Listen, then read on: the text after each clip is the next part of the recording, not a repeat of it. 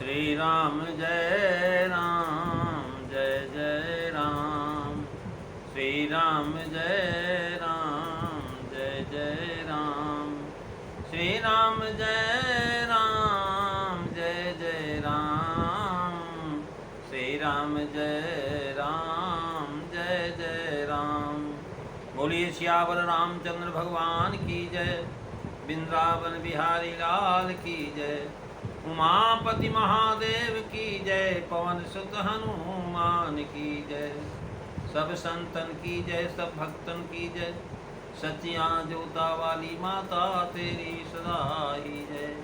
बोल सनातन धर्म की जय। सद्गुरुदेव महाराज की जय। नमो पार्वते पते हर हर महादेव। जय जय श्री सीताराम। आदरणीय विद्वजन, श्रद्धालु उपादेवियों एवं विश्वास भी कथा सुधाओं, भगवत सारणी में भगवान का चरित्र श्रवण करने के लिए हम लोग उपस्थित हुए हैं। आइए थोड़ी देर भगवान के चरणों में ध्यान लगाते हुए भगवान के कुछ लीला चरित्रों का स्मरण करें। पिछली चर्चा में आप श्रवण कर रहे थे कि महाराज जो है राजा हिमांचल के नगर में जो विवाह का मंडप है वो उसमें बैठे हुए एक तरफ जो है माता पार्वती जी हैं, दूसरी तरफ भगवान शिव हैं और उनको मुनियों ने बुला करके सादर जो है आसन दिया। वेदी जो वेद पुराण करने वाले, पाठ करने वाले वेदी थे, उन्होंने वेद विधान से वेदियाँ बनाई और सुमंगल गीत स्त्रियाँ गा रही हैं। बहुत सुंदर ब्रह्मा जी का बनाया हुआ सिंहासन जिस पे भगवान शिव जो है बैठे। पहले उन्होंने ब्राह्मणों के चरणों में वंदना किया, हृदय में भगवान का सुमिरन किया। उसके बाद जो महाराज मुनियों ने कहा भाई अब जो है कन्या को भी ले आया जाए, तो तुलसीदास जी लिखते हैं बहुरी मुनीसन उमा बुलाई। करि सिंगारू सखी ले आई। देखत रूप सकल मोर सुरमोहे। अवर्णय छबियस जग कवि को है। जगदम्बिका जानी भव भामा। सुरन मनहि मन कीन प्रणामा।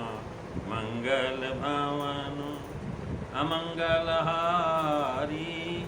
द्रवौ सुदशरथो अजीर बिहारी। श्री राम जय राम जय जय राम। श्री राम जय राम जय जय राम। महाराज अब मुनीश्वरों ने उमा को बुलाया, अर्थात आज्ञा दिया कि उमा को ले आओ।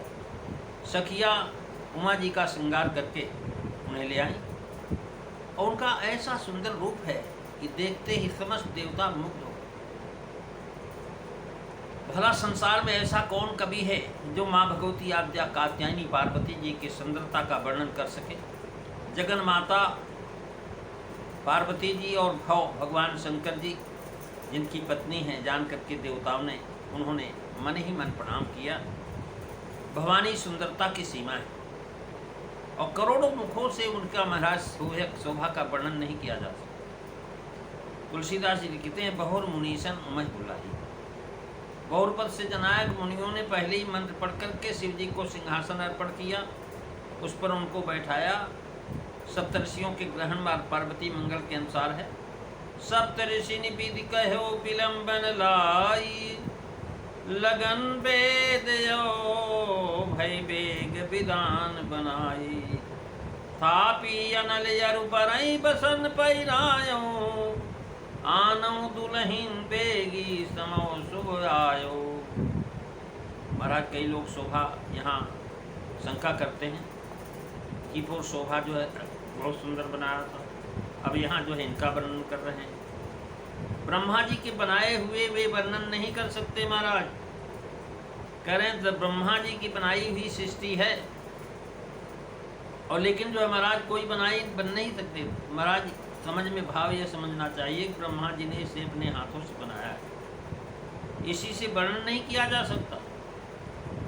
जन बिरंज विधि रचे सवारी, यानी जहाँ तहाँ ब्रह्मा जी का स्वयं बनाना या रचना लिखा है, नहीं तो ब्रह्मा जी तो केवल संकल्प से बनाते हैं, खुद थोड़ी बनाते हैं।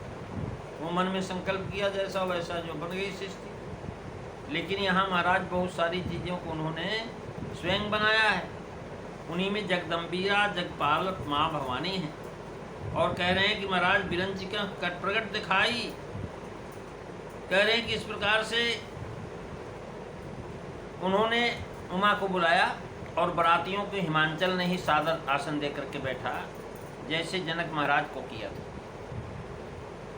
कह रहे निज पानी जनक सुजान सब कहूँ आन सिंहासन धरे। अब महाराज कन्या को बुलाया अर्थात लाने की आज्ञा दिया।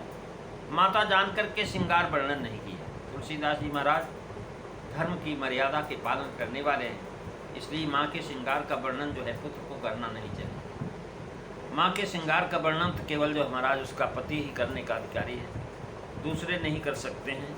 और जो है कालिदास जी ने महाराज कुमार मंगल में थोड़ा वर्णन किया, उनको गलित कुष्ठ हो गया, हाथ से लिखना बंद हो गया था।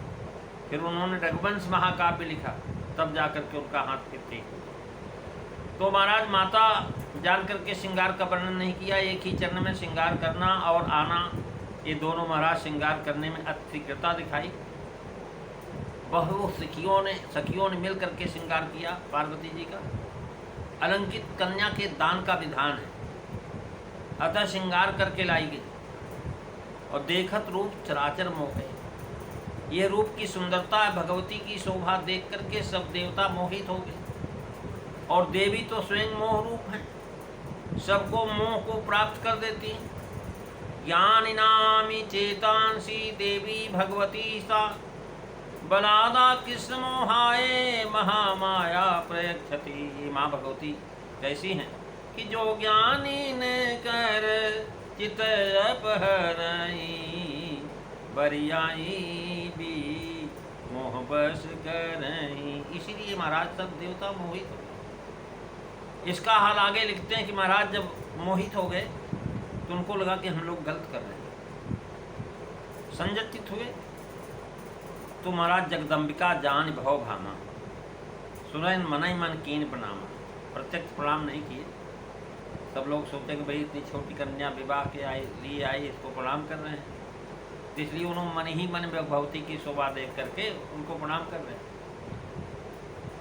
और आगे व्याख्या लगे सौंदर्या मर्जात भवानी, ये दोनों बातें क्रम से लिखी। वर्ण छवि अस जग को कभी हो। भाव यह है कि दिव्य बुद्धि वाले शिव देवता जब छवि देख करके मोहित हो गए तो संसार का प्राकृतिक बुद्धि वाला मनुष्य महाराज उनका वर्णन कैसे करेगा। महाराज इस प्रकार से रूप वह कहा जाता जो बिना भूषण के ही भूषित हो। ऐसे साधारण रूप को देखते ही देवगण मोहित हो जाते हैं।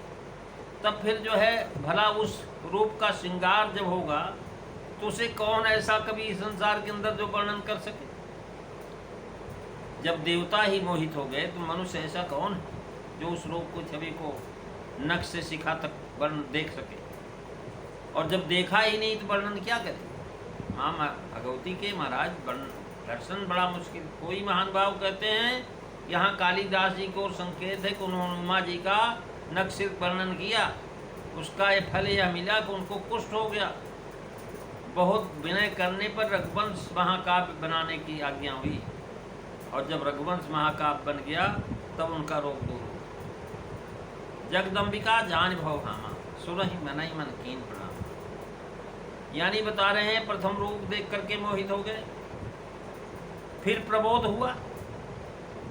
जगत की माता भवभामा जान करके मातृबुद्धि से प्रणाम किया, उनको माँ समझ करके प्रणाम किया। मन में प्रणाम करने का भाव है कि माधुर्य के समय में ऐश्वर्य नहीं प्रकट किया जा सकता। इस विचार से हमारे प्रणाम करने से माता जी का ऐश्वर्य खुल जाएगा। सब लोग समझ जाएंगे कि ये तो देवता लोग जिसको प्रणाम कर रहे हैं कोई कन्या नहीं हो सकती, ये तो कोई देवी है। तो इसलिए ऐश्वर्य खुलने से विवाह कार्य में विघ्न पड़ सकता।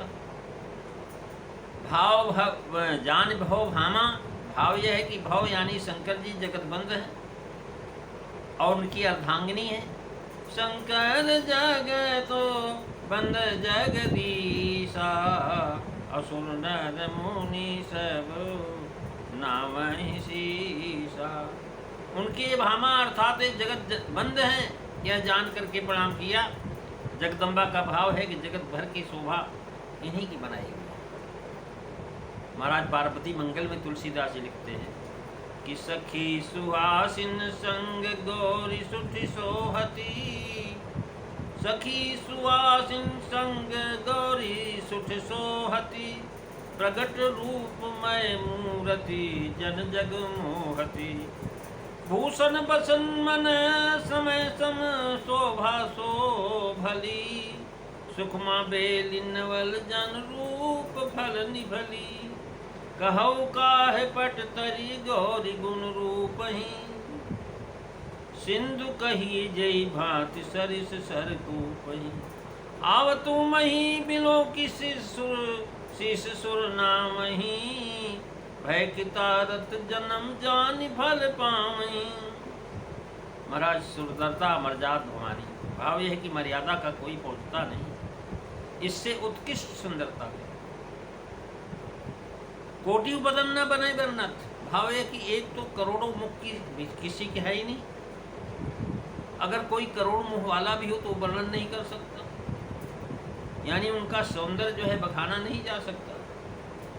यानी यह कह करके शेष शारदा आदि का भी निरादर किया, शेष शारदा भी इनके रूप का वर्णन किया। नारद जी ने पार्वती जी के 3 नाम दिए थे, सुंदर सहज सुशील समानी, नाम उमायम विका भवानी। नाम भी 3 दिया, रूप में भी 3 बताया, शरीर से सुंदरता और मन से पवित्रता और बुद्धि में चतुरता, ये तीनों हैं।